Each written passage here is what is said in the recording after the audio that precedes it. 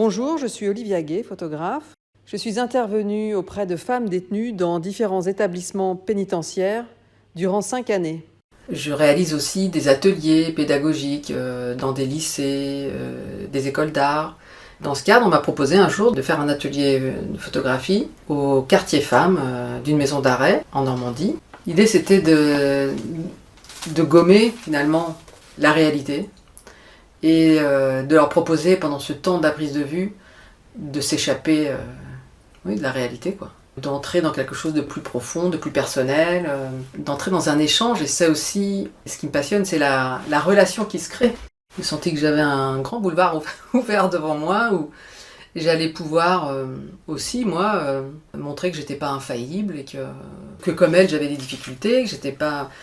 avec toutes les différences que ça peut comporter. Et évidemment, je ressortais tous les jours et j'étais libre. Et même le midi, quand je déjeunais, je me sentais même... C'est étrange de se dire, je sors, je suis libre, je reviens, je sors, je rentre, mais vous êtes toujours enfermés là, je ramène des choses de l'extérieur, mais je pense pas que c'était de la culpabilité, mais c'était quand même étrange. Bon, j'avais déjà fait des travaux où l'autre était convoqué dans le processus de création, comme au Mali, où j'avais fait dans un petit village où c'était les femmes qui devaient photographier. Moi, je les accompagnais vraiment dans l'exercice de la photographie. Elles photographiaient leur vie quotidienne, leur travail, leurs enfants, la nourriture, leur quotidien, les activités quotidiennes. Et j'avais vraiment trouvé ça génial d'être finalement une accompagnatrice. Pas celle qui arrive avec l'appareil photo et qui dit « moi je vois comme ça, je vais vous photographier comme ça et je vais vous exposer comme ça ». Mais j'avais trouvé formidable tout ce travail que j'avais fait avec ces femmes de discussion autour des images qu'on avait choisies et pourquoi celle-là et pourquoi pas une autre et pourquoi ça vous intéresse de photographier la marmite, effectivement tous les aliments, les ustensiles de cuisine. Ça, c'était au Mali. Et ensuite, j'ai reconduit ça dans des résidences sociales à Paris en 2009. Et c'était une résidence sociale qui appartient à Emmaüs, puis après au Palais de la Femme à Paris en 2013. Donc des lieux où des femmes arrivent parfois avec les pompiers dans des situations dramatiques. Elles ont été à la rue, violentées, avec leurs enfants ou sans leurs enfants, mais des scènes assez compliquées. Et là, pareil, j'ai découvert que je pouvais aussi faire un travail avec elles d'accompagnement par l'image. Les accompagner à finalement reprendre confiance d'abord en elles, en qui elles sont, par le biais de la photographie. Et l'expérience de la prison est venue dans la continuité de cette démarche, avec les caractéristiques propres à la maison d'arrêt. Il n'y a aucun autre lieu qui est aussi fermé et... Les résidences sociales, ce sont des lieux difficiles parce qu'il y a beaucoup de violence ou d'isolement. Mais là, on est dans un schéma... c'était poussé à l'extrême pour moi, quoi. J'avais jamais fait cette expérience. Maison d'arrêt, en photographie, on parle aussi de temps d'arrêt.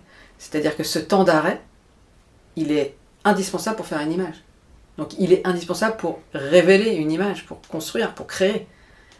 Donc il y a eu toute cette découverte où j'ai pris conscience que c'était possible d'utiliser ce temps pour créer quelque chose. Et certaines l'ont exprimé. Par exemple, voilà, une lettre laissée à l'atelier photo, octobre 2018. J'ai effectué mon séjour ici comme une retraite dans un couvent, retranché seul dans ma cellule, loin des pollutions du monde extérieur. Un repli sur moi-même, la réalité vraie face à moi, mon vrai miroir, sans avoir besoin de justifier ce que j'avais décidé de faire. Les journées défilaient rythmées par les horaires stricts de cette vie monacale. Les questions s'emboutteillaient dans ma tête, mais aussitôt chassées par ma volonté de ne pas y répondre. J'étais à l'abri dans un environnement que j'avais nettoyé. Comme j'ai fait le ménage dans ma tête, j'ai entretenu cette pièce qui m'isolait des problèmes de l'extérieur, comme presque contente d'être enfermée. Il y avait une aura de bienveillance autour de moi. J'ai rencontré de belles personnes qui ne portent sur leur visage que la profondeur de leur âme et non pas le masque de leurs blessures. Qu'elles soient fières de rester debout malgré la peine qu'on leur inflige.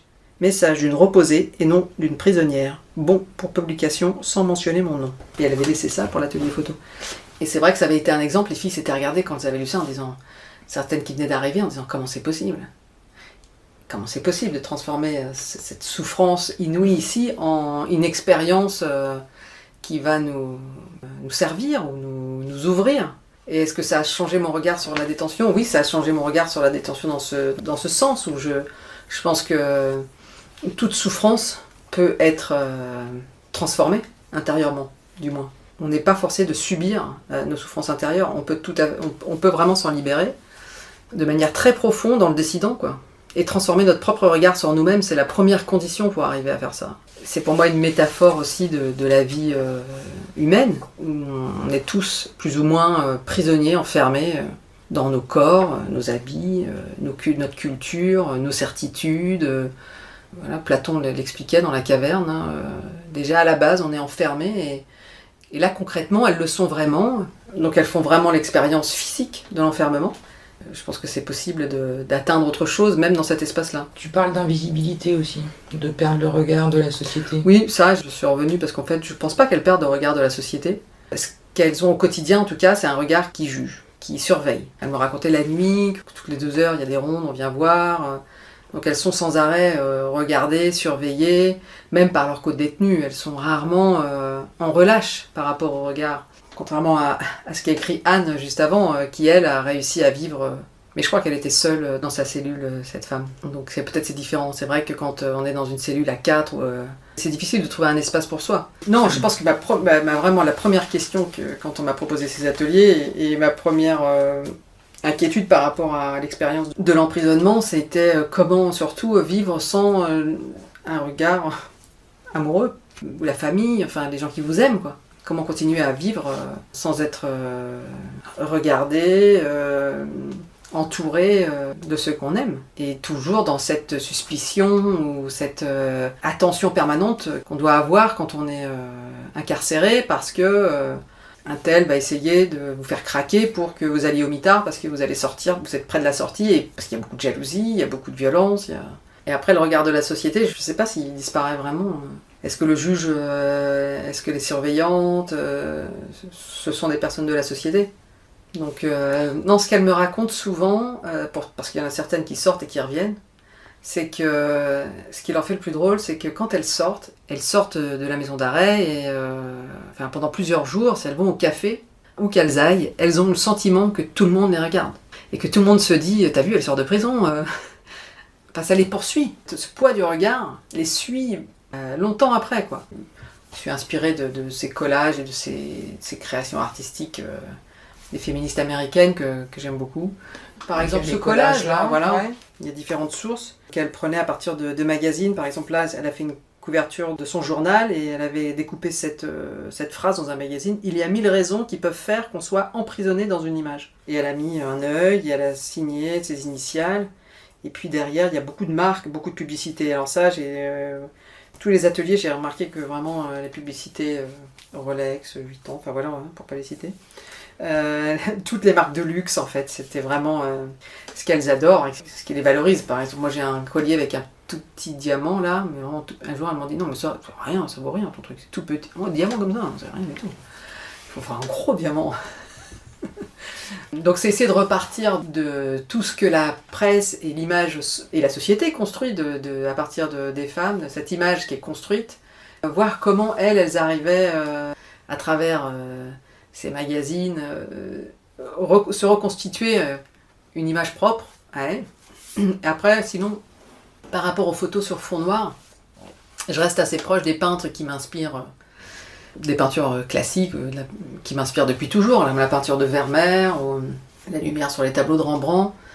On est sur des clairs-obscurs, on est à une recherche d'intériorité dans l'image, quoi. C'est ça, des tableaux de Vermeer, ce sont des présences, des femmes qui lèvent les yeux, qui baissent le regard, ou qui sont dans des attitudes d'intériorité. Il y avait toute cette sensibilisation à la lumière. La lumière, elle est partout. Ok, forcément, ici, l'endroit ne vous plaît pas, c'est sûr, mais concentrez-vous sur la lumière qui arrive, essayez de regarder, soyez attentive à celle qui est là, et peut-être vous allez voir autre chose. Donc, on avait effectivement fini par avoir l'autorisation qu'elles fassent sur le temps du midi des photos dans leur cellule, et certaines avaient inventé des mises en scène incroyables, par 3, là, on les voit comme les ponceuses de parquet de Caillebotte, enfin, soit elles imitent des peintures que j'avais pu leur montrer, elles inventent des scènes, et elles se plaçaient dans la lumière qui arrivait par la fenêtre de la cellule. Mais il y avait aussi, je me rappelle, une détenue qui m'avait dit « Tu sais Olivia, j'étais dans la cour à un moment donné, et finalement, j'ai vu un rayon de soleil qui est arrivé sur la porte d'activité qui mène à la petite cour, dans cette maison d'arrêt. Elle m'a dit c'était tellement beau et j'avais jamais vu en fait que la lumière arrivait là. Et c'est vrai que si on n'avait pas parlé comme ça de la lumière, peut-être je l'aurais jamais vu cette lumière-là. Et là, c'est pareil, je me suis dit, ouais, c'est... Rien que ça, pour moi, c'était une récompense. C'était concrètement une manière de transformer ce négatif en positif, cette obscurité en lumière. Et pas sur un plan religieux, je veux dire vraiment physique. La lumière, c'est ce qui nous fait vivre. Et donc là, elles étaient beaucoup plus attentives à la lumière, mais aussi aux couleurs. Elles avaient aussi créé des assemblages d'objets. Elles cherchaient des couleurs, des fonds. Elles jouaient avec ce qu'elles avaient. Alors ça, c'était plus une inspiration aussi par rapport à l'art Vera, tous ces courants d'art ou l'art brut. Enfin, on fait avec ce qu'on a et à partir de rien, on peut créer.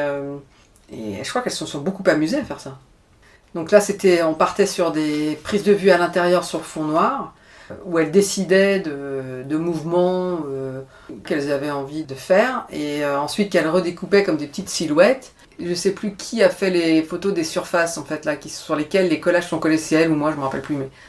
Et donc à partir de là, ça a commencé à se transformer aussi en collage, et je trouve ces collages-là magnifiques, où elles se mettent elles-mêmes en scène dans l'espace de la maison d'arrêt, mais sur les murs. On n'est plus dans l'intérieur. Elles sont dans des attitudes soit recroquevillées, donc très intérieures, soit elles escaladent, soit un mouvement. Enfin, il y a quelque chose de très beau parce que aérien comme ça, presque chorégraphique, et puis la pierre, quoi, quelque chose, la grille, les barreaux, le noir, il y a un contraste entre ces deux plans qui est fort. Et là, c'est vraiment elle qui choisissait complètement la disposition. Et le personnage, par exemple, sur un des collages, elle s'est mis 1, 2, 3, 4, 5, 6, 7, 8 fois, quoi. Elle s'est collée 8 fois sur un petit bout de mur. On voit presque plus le mur, d'ailleurs. Alors qu'au-dessus, il y a une femme qui s'est représentée toute seule, agenouillée, isolée comme ça. Elle est une silhouette noire et elle est sur un fond blanc. Ça révèle leur état de vie, surtout. Ça révèle leur état intérieur. Et ça leur permet d'exprimer ça. La richesse de la photographie, c'est quand même aussi de pouvoir exprimer des non-dits, des choses qu'on ne peut pas exprimer, qu'on ne saurait même pas exprimer en plus, à moins de faire peut-être 15 ans de psychanalyse, des intuitions. Et peut-être que c'est proche d'une certaine forme d'art-thérapie d'ailleurs. Au départ, je voulais pas trop utiliser ce terme, mais je pense que oui, sortir de soi, se désencombrer de soi, comme on dit, partager, échanger, apprendre. Elles apprennent qu'elles sont aussi capables de faire des choses, quoi. Ça, c'est très positif. Elles sont valorisées pas seulement par l'image que le photographe qui est présent leur donne d'elles, mais tout ce travail qu'elles vont faire en dehors, à partir de cette image. Voilà, c'était ça mon interrogation au départ, mon inquiétude au départ de me dire comment je vais pouvoir créer dans un espace fermé, sans lumière, avec un groupe de 8 personnes. Et ben si, finalement, on a trouvé des solutions, quoi. Et je pense que pour chacune, certaines ont abandonné au début parce que ça a été... Peut-être sur les 5 années, il y a 3 femmes qui ont abandonné en tout, 3, 4. Mais pour celles qui ont vraiment fait le chemin, je pense que c'était une expérience importante pour elles. Des retours que j'ai pu avoir ou qu'on a pu avoir ensuite pendant les expositions, parce que parfois ça a donné des formes intéressantes dans les expositions où elles lisaient, elles écrivaient des lettres, elles exprimaient des choses, en plus des images. Et je pense que ça c'était très valorisant pour elles aussi, ce moment de se montrer en image et de montrer ce qu'elles avaient fait. Enfin, une grande fierté, quoi. Tu as souvenir de réactions qui t'ont marqué de certaines personnes que tu as rencontrées en prison quand elles ont vu leurs photos? Oui, certaines pour qui c'est difficile de se regarder. Hein. Je peux lire ça? Ah oui, là, elle avait décrit sa photo. Regard vers le futur, l'espoir de la liberté. On va dire que c'était quelque part aussi un support pour elle, finalement, cette image. C'était pas de dire d'emblée je suis belle, je suis pas belle. C'était un support, peut-être un prétexte, un support pour se regarder. Et la question du miroir aussi est une question importante.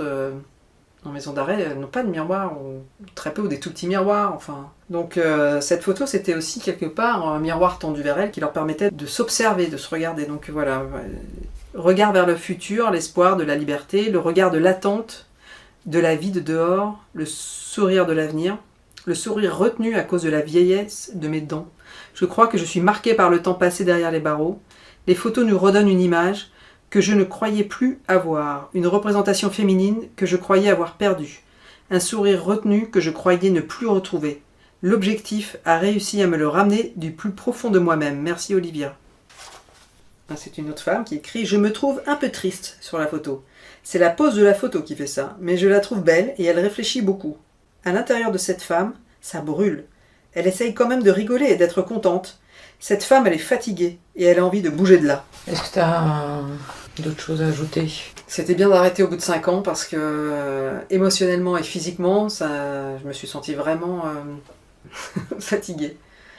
Je crois que c'était pas elle qui me fatiguait, c'était effectivement la machine autour. Les portes, les sons, tout le système quoi, carcéral. Très sincèrement, il fallait que j'arrête.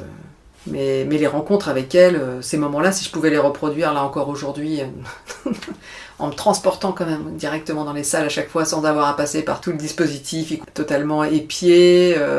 On vous passe aussi au scanner, comment on appelle ça quand on rentre dans l'atelier, là il faut tout sortir et faire la vérification de tout, le contrôle auquel on se soumet nous aussi en tant qu'intervenants, et voilà, c'est normal. Si j'avais plus à faire ça et que je pouvais me téléporter dans les salles d'activité directement, je continuerais tout de suite, je pense.